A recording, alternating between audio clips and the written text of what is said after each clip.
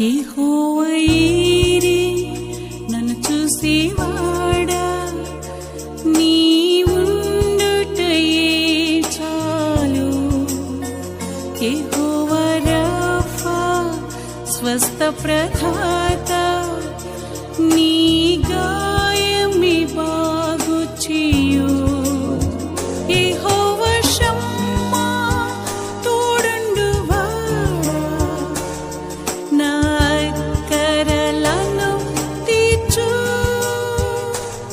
పరిశుద్ధ పరిశుద్ధ పరిశుద్ధ ప్రభువా, వరదూతలైన వర్ణింపగలరా, వరదూతలైన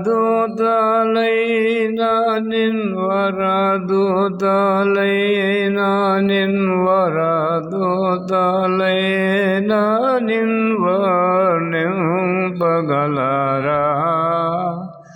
పరిశుద్ధ పరిశుద్ధ పరిశుద్ధ ప్రభువా, వరదూతలైన వర్ణింపగలరా. మహాఘనుడవును మహోన్నతుడునైన మా ప్రియ పరలోకపు తండ్రి, మీ మహిమోన్నత కృపను బట్టి మీకు వేలాది వందనములు స్తోత్రం చెల్లించుకుంటున్నావు నాయన. నీ దాసులు నాయన మేము ఈ స్థలంలో చేరి ఉన్నాము ప్రభా. మీరు ఇచ్చిన సందేశాన్ని ప్రకటించబోతూ ఉంటుండగా మీరే మా చేత మాట్లాడించి మీకు మహిమ తెచ్చుకోనండి. ఒక్కరైనా సరే మారు మనసు పొందుటకు సహాయం చేయండి. ఘనత మహిమ ప్రభావాలు మీరు పొందండి. యేసు దివ్యనామందు అడుగుతున్నాం తండ్రి, ఆమేన్. క్రీస్తునందు ప్రియులారా, ఈ సందేశాలు యెహోవా ఈరే ప్రార్థనా మందిర సందేశములు అనే పేర సింగరాయకుడి నుండి వెలువడుతూ ఉన్నాయి. ప్రభు నాకు ఇచ్చినటువంటి అంశము నేను మీ ముందు ఉంచబోతున్నాను. యెషయా గ్రంథము 33వ అధ్యాయము. యెషయా గ్రంథము 33వ అధ్యాయము మొదటి వచనములో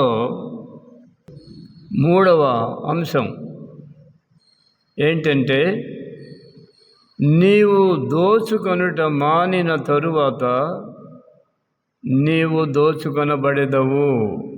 ప్రైజ్ ది లార్డ్. ప్రియులారా, సెంటెన్స్ మొత్తం ఇదే కాదు కానీ ఇది ఈ స్టాంజాలో ఫస్ట్ వర్స్, ఈ వర్స్లో ఉన్నటువంటి 3వ లైన్లో ఏమనుంది అని అంటే, నీవు దోచుకొనుట మానిన తరువాత నీవు దోచుకొనబడెదవు. ఈ అంశం మీద దేవుడు నన్ను ప్రేరేపించి మీ ముందుకు తెస్తున్నాడు. ఆయనకి వేలాది వందనాలు. ఈ వాక్య భాగాలని వినుచున్నటువంటి నా ప్రియ సోదరి సోదరులందరికీ నేను ప్రభువు నామమున వందనములు తెలియజేస్తూ ఉన్నాను. ఈ సందర్భంలో మెయిన్ వర్స్ ఏంటి అని అంటే, నీవు దోచుకొనుట మానిన తరువాత దోచుకొనబడెదవు. ప్రియులారా, దీన్ని బలపరుస్తూ ఉన్నటువంటి వచన భాగాలను మనం ఒకసారి ధ్యానించుకుందాం. హబక్కూకు గ్రంథము 2వ అధ్యాయము 9వ వచనము. తనకు అపాయము రాకుండునట్లు తన నివాసమును బలపరుచుకొని తన ఇంటి వారి కొరకై అన్యాయముగా లాభము సంపాదించుకొని వానికి శ్రమ. ప్రియులారా, చూడండి దేవుడు ఎంత తేటగా మనతో మాట్లాడుతున్నాడు. ఎవడైనా ఒకడు తనకు అపాయము రాకుండానట్లు తన నివాసమును బలపరుచుకొని తన ఇంటి వారి కొరకై అన్యాయముగా లాభము సంపాదించుకొని వారికి శ్రమ అని ఇక్కడ దేవుడు మాట్లాడుతున్నాడు. వాళ్ళేమనుకుంటున్నారు? మాకు క్షేమము, ఎలాగైతేనేమి అక్రమముగానైనా సక్రమముగానైనా మేము ఇతరుల యొక్క ఆస్తిపాస్తులను మేము దోచుకొని మేము పెద్దవారం అవుతాము, మేము మా పిల్లలు క్షేమంగా ఉంటామని వారు అనుకుంటున్నారు. కానీ దేవుడు అంటున్నారు, ఇదిగో నీకు శ్రమ. చూడండి, అదే హబక్కూకు గ్రంథము 2వ అధ్యాయం 10వ వచనం అంటుంది, నీవు చాలామంది జనములను నాశనము చేయొచ్చు, నీ మీద నీవే నేరస్థాపన చేయుచున్నావు, నీ దురాలోచన వలన నీ ఇంటి వారికి అవమానము తెచ్చి ఉన్నావు. ఎవరితో మాట్లాడుతున్నాడు? ఎవరైతే తన ఇంటి వారు మాత్రమే క్షేమంగా ఉండాలని ఎవరు ప్రయాసపడుతున్నారో ఆ వ్యక్తితో, స్త్రీ కావచ్చు పురుషుడు కావచ్చు, అలాంటి ఆలోచన కలిగినటువంటి వ్యక్తితో దేవుడు నేరుగా మాట్లాడుతున్నటువంటిది ఏంటనంటే, నీకు శ్రమ. ప్రియులారా, చాలామంది జనములను నాశనము చేయొచ్చు, నీ మీద నీవే నేరస్థాపన చేసి ఉన్నావు, నీ దురాలోచన వలన నీ ఇంటి వారికి అవమానము తెచ్చి ఉన్నావు. చూడండి ప్రియులారా, ఎంతోమంది ఈ దినాలలో 100కి 98 మంది ప్రపంచవ్యాప్తముగా ఈ స్థితిలోనే ఉన్నారు.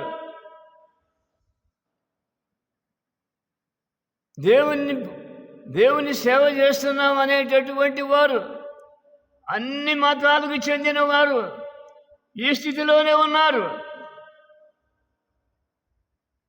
ప్రియులారా, దేవుడు సజీవుడైనటువంటి దేవుడు ఆయన చెప్తున్నాడు ఏంటనంటే, హబక్కూకు గ్రంథము 2వ అధ్యాయం 11వ వచనం అంటుంది, గోడలలోని రాళ్ళు మొర్రపెట్టుచున్నవి, దూలములు వాటికి ప్రత్యుత్తరం ఇచ్చుచున్నవి. చూచారా? నేను మహల్ కట్టించుకోవాలి, మేడ మీద మేడ. మన ఈ మధ్య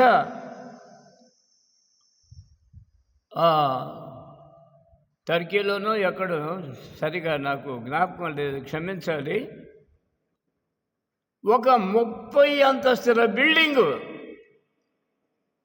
ఒక అంతస్తు కాదు, 2 అంతస్తులు కాదు, 30 అంతస్తుల బిల్డింగు భూకంపం వచ్చి నేలగూలిపోయింది. అయితే ఇక్కడ దేవుని వాక్యం ఏమంటుందంటే, గోడలలోని రాళ్ళు మొరపెట్టుచున్నవి. నీవు కట్టినటువంటి 30 అంతస్తులైనా 60 అంతస్తులైనా ఆ రాయి మీద రాయి నీవు పెట్టి గోడల నిర్మాణం చేసేటప్పుడు ఆ రాళ్ళు నీకు వ్యతిరేకముగా, అయ్యా నేను ఉండవలసినది ఈ స్థానంలో కాదు, నన్ను అక్రమంగా తెచ్చి ఈ స్థానంలో పెట్టాడు ఇతడు, నీవే న్యాయం కలుగజేయమని చెప్పి ఆ రాళ్ళు నీకు వ్యతిరేకంగా దేవునికి మొరపెడుతున్నట్లుగా ఇక్కడ వ్రాయబడింది. ప్రియులారా, ఆ రాళ్ళు నీకు వ్యతిరేకంగా అనగా నీవు నీవు నిర్మించుకున్నటువంటి ఆ విలాసవంతమైనటువంటి భవనములో నీవు విలాసవంతముగా పడుకున్నాను, నేను ఎంతోమందిని వారి ఆస్తిని నేను సంపాదించుకొని నేను సుఖిస్తున్నాను అని చెప్పి అనుకొనుచున్నవాడా, అనుకొనుచున్నదానా, ఈ వాక్యం విను. గోడలలోని రాళ్ళు మొరపెట్టుచున్నవి, దూలములు వాటికి ప్రత్యుత్తరం ఇచ్చుచున్నవి.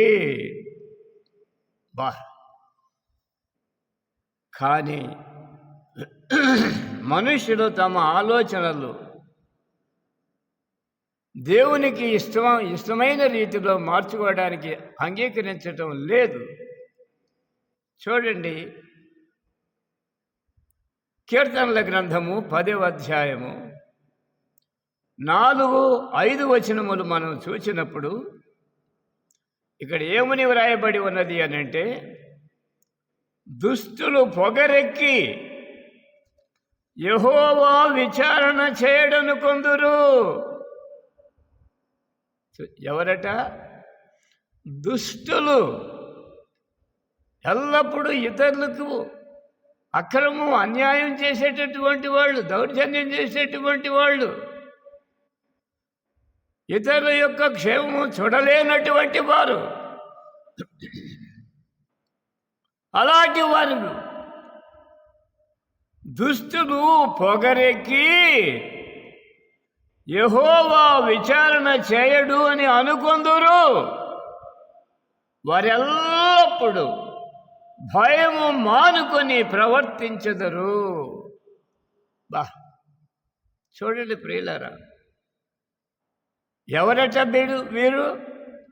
దుష్టులు అన్నాడు ఒక మాటలో. ఈ దుష్టులు ఎలాగున్నారు? వారు అక్రమంగా సంపాదించుకున్నటువంటి ఆస్తిపాస్తుల విషయమై సంతృప్తి చెంది మరి ఇంకెవరిని లెక్క చేయక చివరికి దేవుణ్ణి కూడా లెక్క చేయనటువంటి పరిస్థితిలోనికి వచ్చారు. వాళ్ళు వచ్చి ఏమనుకుంటున్నారు? చూడండి, దుష్టులు పొగరెక్కి యెహోవా విచారణ చేయడు అనుకొందురు. వారెల్లప్పుడు భయము మానుకొని ప్రవర్తింతురు. వారి హృదయాల్లో దేవుని భయము ఏమాత్రం లేదు. అదే యోబు గ్రంథం 22వ అధ్యాయం 13-14 వచనాలు మనం చూసినట్టయితే, ఈ దుష్టులైనటువంటి వారు స్త్రీలు కావచ్చు, పురుషులు కావచ్చు, ఈ దినాల్లో ఏ తేడా లేదు. కనుక దేవుడు ఏం మాట్లాడుతున్నాడంటే, దేవునికి ఏమి తెలియను?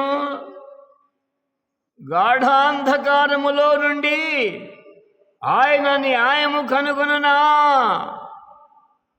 ఇదండి అక్రమస్తులైనటువంటి వారు, దుష్టులైనటువంటి వారు, పొగరెక్కినటువంటి వారు. వారి యొక్క ఆలోచన ఏంటి? దేవునికి ఏమి తెలియను? గాఢాంధకారములో నుండి ఆయన న్యాయము కనుగొనునా.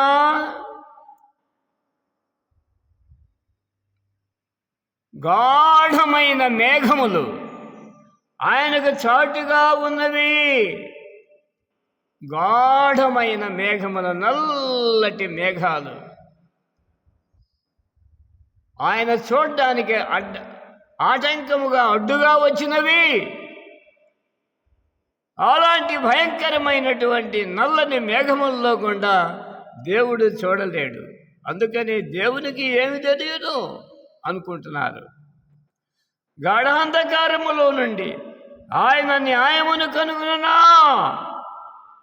గాఢమైన మేఘములు ఆయనకు చాటుగా ఉన్నవి, ఆయన చూడలేడు. ఆకాశములో ఆయన తిరుగుచున్నాడు అని నీవనుకొనుచున్నావు. నీవంటే ఎవరు? ఈ పొగరెక్కినటువంటి దుష్టుడు. దేవుడే లేడు, దేవుడు చూడటం లేదు ఆయనకు నల్లటి మేఘాలు అడ్డు వచ్చినాయి. ఆ నల్లటి మేఘంలో గుండా ఆయనకేమి కనబడదు అని అనుకొనిచున్నవాడా, ఈ విషయాన్ని గమనించు.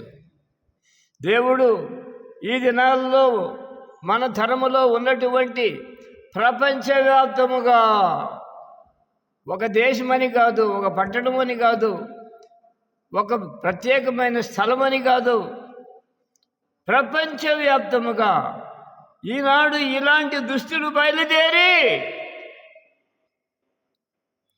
ఏమనుకుంటున్నారంటే, కీర్తన గ్రంథం 10వ అధ్యాయం 6వ వచనం చెప్తుంది, మేము కదల్చబడము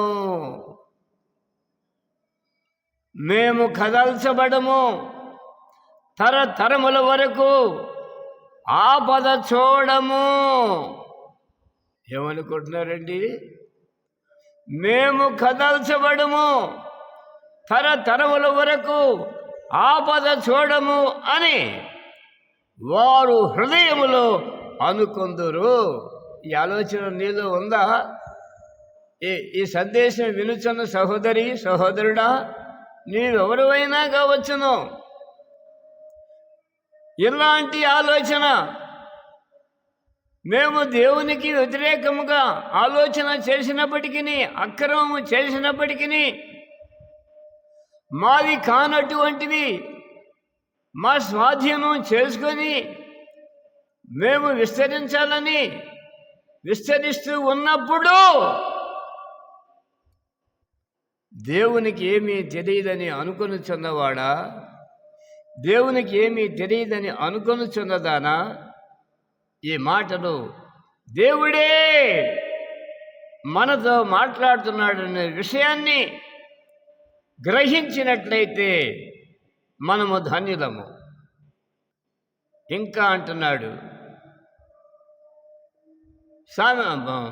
కీర్తన గ్రంథము 10వ అధ్యాయం 11వ వచనం మనం చూస్తే, దేవుడు మరచిపోయెను. ఇవన్నీ ఎవరి ఆలోచనలు అండి? దుష్టుల యొక్క ఆలోచనలు.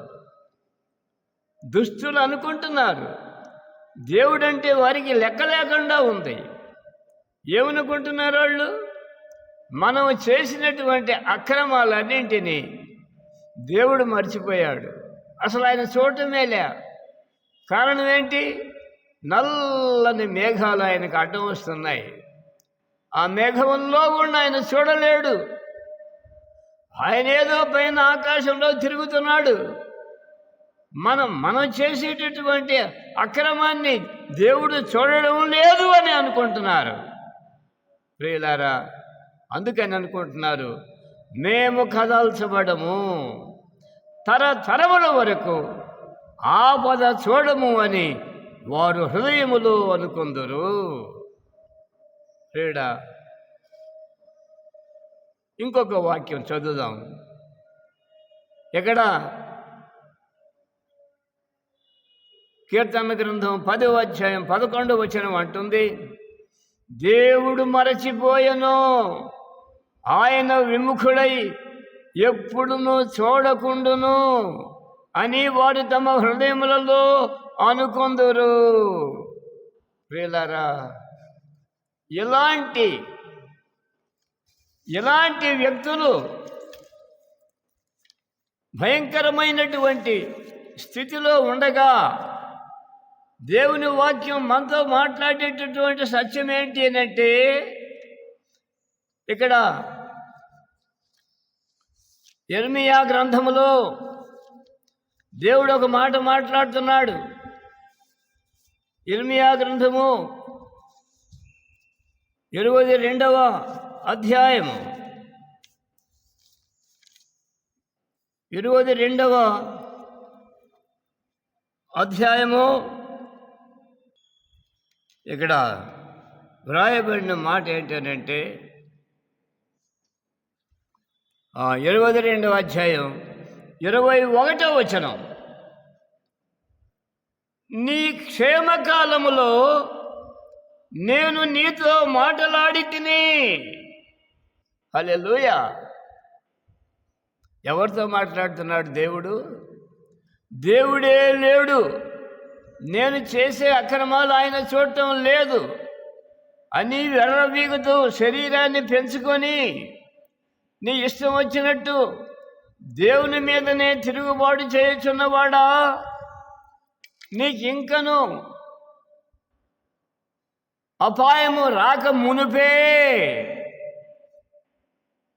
అంటున్నాడు, నీ క్షేమకాలములో నీతో నేను మాట్లాడి తిని, కానీ నేను విననని నీ వంటివి. దేవుడే నీతో మాట్లాడుతున్నాడు. నా వైపు తిరగవయ్యా, నీ ఆలోచన సరైంది కాదు. నీవు అనేకుల యొక్క ఆశని సంపాదించుకొని నీ ఇంటి వారు నీవే క్షేమంగా ఉండాలని అనుకొనుచున్నవాడా, అనుకొనుచున్నదానా, నా మాట కూడా విను. నీ క్షేమకాలములో నీకు ఏ దుష్టత్వము, ఏ భయంకరమైనటువంటి స్థితిలోనికి నీవు నెట్టబడక మునిపే నేను నీతో మాట్లాడుతున్నాను. నీ క్షేమకాలములో నీతో మాట్లాడితేనే, కానీ నీవేమంటున్నావు? నేను వినను అంటివి. చూచారా? నేను వినను అంటివి. నా మాట వినకపోవుటే బాల్యము నుండి నీకు వాడుక. ఎప్పటి నుండి? బాల్యము నుండి, నీ చిన్నప్పటి నుండి నేను నీతో మాట్లాడుతున్నా. నీకు రోగం రాకముందే, నీవు హఠాత్తుగా చనిపోకముందే, నీవు భయంకరమైనటువంటి వ్యాధిగ్రస్తుడు కాకముందే, నీకు భయంకరమైనటువంటి యాక్సిడెంట్ నీకు జరగకముందే నేను నీతో మాట్లాడుతున్నా. నేను అంటే ఎవరు? యెహోవా దేవుడు. యెహోవా దేవుడు మాట్లాడుతున్నాడు. నేను నీతో మాట్లాడుతున్నాను. నీ క్షేమకాలములో నేను నీతో మాట్లాడుతున్నాను. నేను వినను అనుటే నీకు వాడుకైపోయింది. నీ బాల్యము నుండి నీవు ఇలాగే ఉన్నావు. కనుక సహోదరుడా, సహోదరి, ఇలాంటి దుష్టమైనటువంటి జీవితం ఒకవేళ ఎవరైనా ఈ వర్తమానం వినేటటువంటి వారిలో ఎవరైనా సరే కలిగి ఉన్నట్లయితే దేవుడు అంటున్నాడు, ఇప్పుడైనను మీరు ఉపవాసం ఉండి కన్నీరు విడుచుతూ దుఃఖించుతూ మనఃపూర్వకముగా నా వద్దకు రండి. ఇప్పుడైనా సరే ఉపవాసం ఉండి కన్నీరు విడుచుతూ మీరు చేసిన అక్రమాన్ని తలంచుకొని దుఃఖిస్తూ ప్రభావమును క్షమించమని అడిగి ఇప్పుడైనా మీరు నా వద్దకు రండి. ఎందుకనంటే దుష్టులైనటువంటి వారి అందరినీ కూడా, చూచారా? మార్కు సువార్త 2వ అధ్యాయం 17వ వచనములో ఏమనుంది అంటే, నేను పాపులను పిలువ వచ్చి తిరిగి, కానీ నీతిమంతులను పిలువ రాలేదు. ఎవడైతే నేను పాపిని, నేను అక్రమస్తుడను, నేను అన్యాయస్తుడను, నేను దేవుని మీదనే తిరుగుబాటు చేశాను, దేవుడంటే నాకు ఏమాత్రము లెక్క జమ లేదు, దేవుడు నా అక్రమాన్ని చూడడు అని నేను అనుకుంటూ నేను చేయదలిచినటువంటి అక్రమాలన్నీ నేను చేసినా కూడా ఆయన చూడటం లేదు అని అనుకుంటున్నావా? సహోదరుడా, సహోదరి, దేవుని వాక్యం మనం మాట్లాడుతూ, దేవుని వాక్యం ఈ మధ్యాహ్న కాలంలో మనతో చేటగా మాట్లాడుతూ ఉండగా, చూచారా ఎవరితో మాట్లాడుతున్నాడు దేవుడు? యెషయా గ్రంథం 5వ అధ్యాయం 8వ వచనం మనం చూస్తే, స్థలము మిగులకుండా, జాగ్రత్తగా వినండి, స్థలము మిగులకుండా మీరు మాత్రమే దేశములో నివసించున్నట్లు, స్థలము మిగులకుండా మీరు మాత్రమే దేశములో నివసించున్నట్లు ఇంటికి ఇల్లు కలుపుకొని పొలములకు పొలముకు చేర్చుకొని అలాంటి వారికి మీకు శ్రమ. ఈ దినాలలో మీరు ఎక్కడైనా చూడండి ప్రియులారా, ఇదే జరుగుతుంది. బీదలైనటువంటి వారి ఇండ్లను కూల్చేసి ఆ ఇండ్ల మీ ఇంటికి ఆ ఇండ్లను కలుపుకుంటున్నారు. ఇంటికి ఇల్లు కలుపుకుంటున్నారు, స్థలానికి స్థలం కలుపుకుంటారు, పొలానికి పొలం కలుపుకుంటున్నారు. ఎవరివి?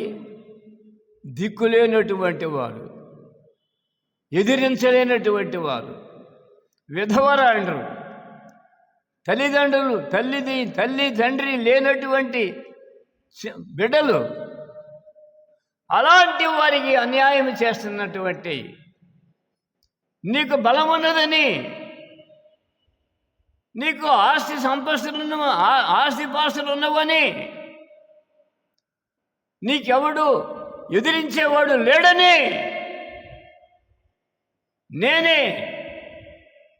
నేనే సర్వాధికారిని, నాకే నీవు ఎదురు చెప్తావా అని ఆ బలహీనురాలని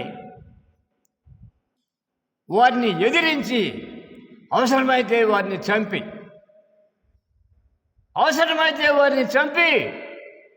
వారి యొక్క ఆస్తిపాస్తులను నీ సొంతం చేసుకోవాలని. చూసారా? స్థలము మిగలకుండా మీరు మాత్రమే దేశములో నివసించినట్లు ఇంటికి ఇల్లు కలుపుకొని పొలముకు చేర్చుకొని మీకు శ్రమ. నీకు శ్రమ కావాలా లేక సుఖం కావాలా? నీకు శ్రమ కావాలనంటే దిక్కులేని వారు, విధవరాండ్రు, తల్లిదండ్రులు లేనటువంటి వారు, ఇంకా నిన్ను ఎదిరించలేనటువంటి వారు, వారికి ఉన్నటువంటి ఆస్తిపాస్తులను నీవు నీ కొరకు, నీ కుటుంబం కొరకు, నీ ఇంటి వారి కొరకు సంపాదించుకోవాలని ఆశ కలిగిన వాడా, ఆశ కలిగిన దానా? దేవుని మాట విని ఇప్పుడైనా నువ్వు మారుమనసు పొంది దేవుని దగ్గరికి వచ్చి, దేవా, నా హృదయంలో ఈ విషయాన్ని నేను ఎన్నడూ ఆలోచించలేదు.